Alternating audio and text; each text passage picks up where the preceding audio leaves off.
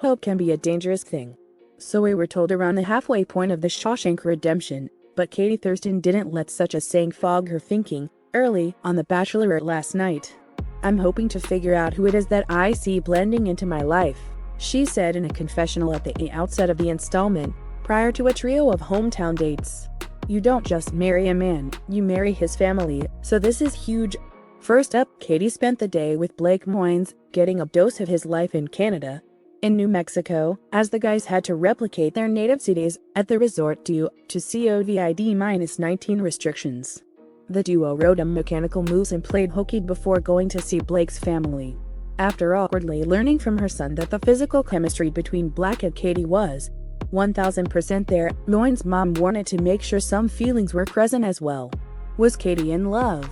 "Not yet," she replied. "It doesn't feel right to use that word while I'm still dating multiple people," she said.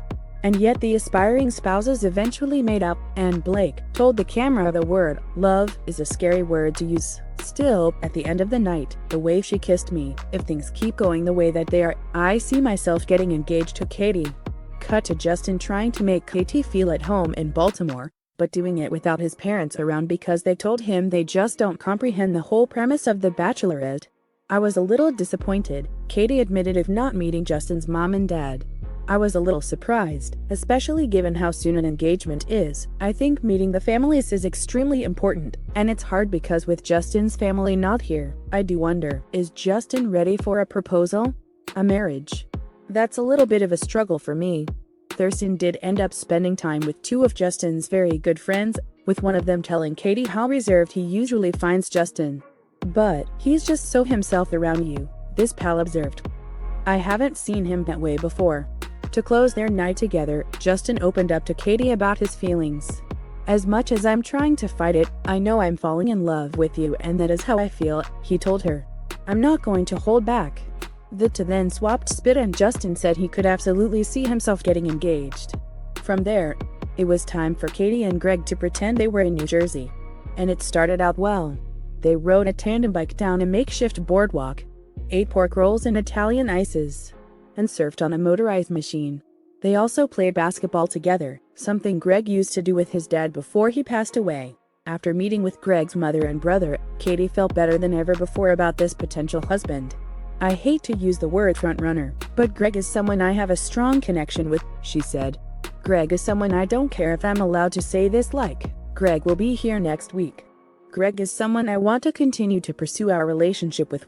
This said, Katie reiterated to Grippo's mom that she hadn't dropped the L word yet because it didn't feel right, while two other suitors remained in the picture.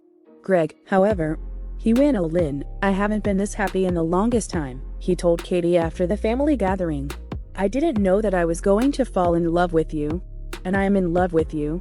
You just make me the happiest I've ever been."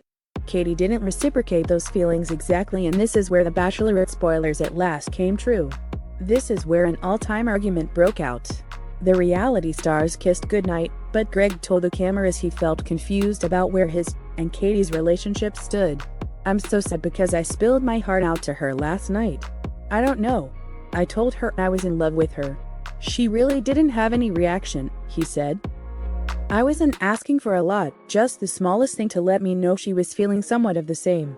Cut to Greg heading to Katie's room and seeing Thurston completely moped over what he had said to her. "The whole love thing. There's obviously a disconnect here. It's, like, clear." "That's obvious," Greg told her. "As much as it hurts me, I've reached my breaking point with this. I gave you everything and I really hope you find something." "Huh. I can't even comprehend what it is you're trying to say right now," Katie replied. "Are you not wanting to stay anymore? Are you done?" "Yeah, that's exactly what I'm saying," Greg confirmed. "It was never about a rose for me this week, and I was never asking for you to profess your love to me. I just wanted Katie."